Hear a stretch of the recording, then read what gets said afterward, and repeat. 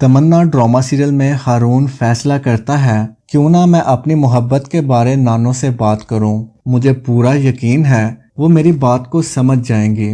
Haroon be جان سے بات کرنے گھر جاتا ہے، لیکن ہمیشہ کی طرح تمنا اسے راستے میں ہی مل جاتی ہے۔ گھر آنے کا مقصد پوچھتی ہے تو ہارون اسے صاف بتا دیتا ہے، میں نانو کو تمہاری اور میری محبت کے بارے بتانے آیا ہوں۔ بڑی مشکل سے نانو کی نظر میں تمنا کو عزت ملی ہے، باقی گھر والوں کی طرح وہ ان کی نظروں میں بھی نہیں گرنا چاہتی۔ ہارون سے کہتی ہے، اگر تو آپ سچ میں مجھ سے محبت کرتے ہیں تو آپ نانو سے اس بارے کوئی ذکر نہیں کریں گے اور میری خاطر آپ دانیہ سے شادی کریں گے۔ تمنا ہارون کو اپنی قسم دیتی ہے۔ محبت کی لاج رکھنے کے لیے ہارون اس کی بات ماننے کو تیار ہو جاتا ہے۔ اس طرح ہارون خود سب گھر والوں سے معافی مانگتا ہے۔ مجھے دانیہ کو انکار نہیں کرنا چاہیے تھا، میں اس سے شادی کرنا چاہتا ہوں۔ دانیہ سمیت سب گھر والے بہت خوش ہوتے ہیں۔ بڑا سا فنکشن رکھنے کی بجائے وہ سادہ نکاح کو ترجیح دیتے ہیں۔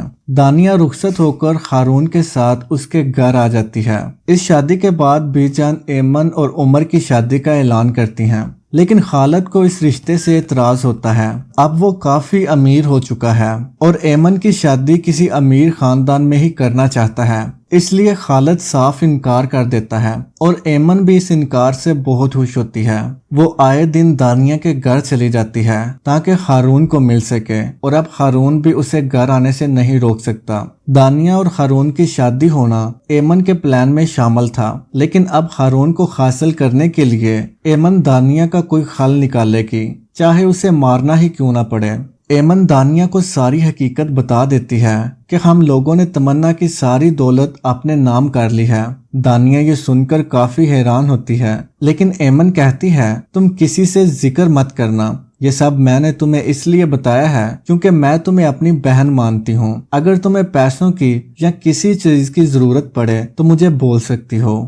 دوسری طرف ایمن تمنا اور عمر پر بہت گھٹیا الزام ثابت کر دیتی ہے کہ یہ دونوں گھر سے بھاگ کر شادی کرنا چاہتے ہیں۔ بی جان کسی ذلت کا سامنا نہیں کرنا چاہتی، اس لیے عمر اور تمنا کا رشتہ طے کر دیتی ہیں۔ تمنا انکار تو نہیں کر پاتی، لیکن شادی کے لیے وہ ابھی وقت مانگتی ہے۔ تمنا کی طرف سے ایمن کا راستہ تو صاف ہو چکا ہے، لیکن اب وہ دانیہ کو اپنے راستے سے ہٹانا چاہتی ہے۔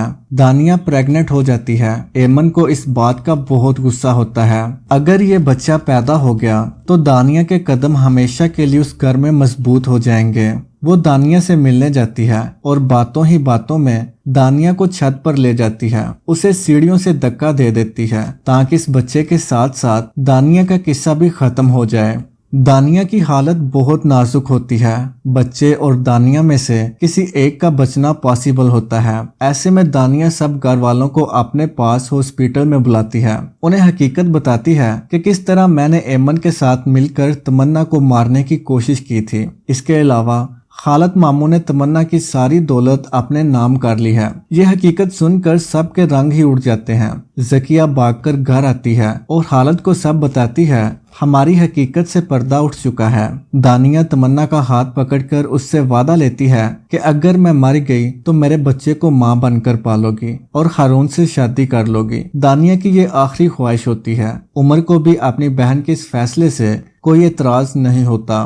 ڈیلیوری کے وقت دانیہ کی موت ہو جاتی ہے اور بچہ لا کر تمنا کی گود میں ڈال دیا جاتا ہے۔ بی جان خالد کو بلا کر اسے خوب بے عزت کرتی ہیں، بچپن سے لے کر آج تک تم نے مجھے دھوکہ دیا اور ماں ہونے کے ناطے میں پردہ ٹالتی رہی، لیکن تم ایک یتیم بچی کا مال کھا گئے، اس کے لیے خدا تمہیں کبھی معاف نہیں کرے گا۔ خالد کو جو گھر اور فیکٹری شہریار نے دیا تھا وہ اصل میں شہریار کی تھی ہی نہیں۔ خالد سے سارا پیسہ لینے کے بعد وہ غائب ہو جاتے ہیں۔